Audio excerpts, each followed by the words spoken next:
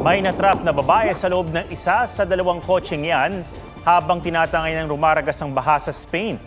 Natangay sa malayo ang itim na kotse. Mabuti na lang, di tuluyang inagos ang pulang kotse. Isang lalaki ang nagbuwis buhay na tumawid sa baha at inilabas mula sa kotse ang isang babae.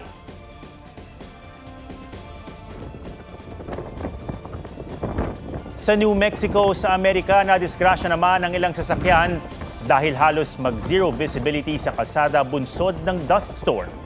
Stranded din ang ilang sasakyan.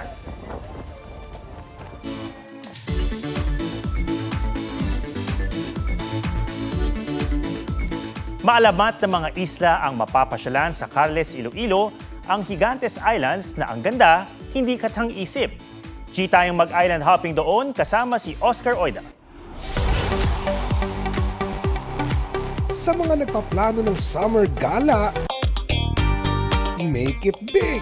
Subukan na ang island hopping sa Islas de Gigantes. Siyak magugustuhan ang white sand beaches sa iba't ibang beach resort.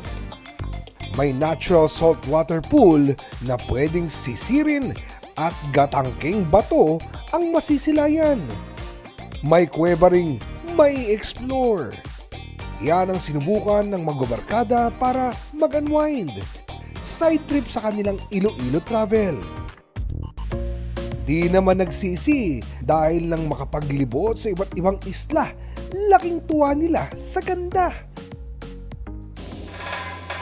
At mag-hike para makuha ang famous Gigantes Island shot.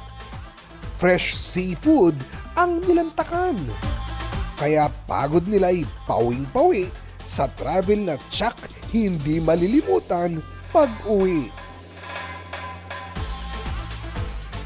Oscar Oida, nagbabalita para sa GMA Integrated News.